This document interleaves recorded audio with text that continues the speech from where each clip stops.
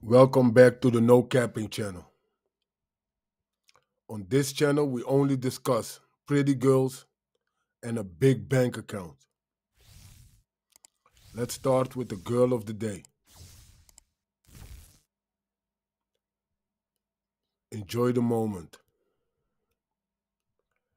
And now, the financial tip. When you buy a car, once you drive a few miles, the value is going down. But that is not the same with watches. That's why you hear a lot of celebrities buying Rolexes and all kind of watches. Because if you buy a watch and you wait a few years, you can sell it more than what you bought it for.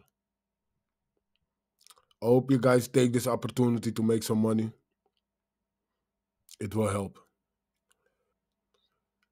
Thanks for watching, guys. Don't forget to like, subscribe. No capping.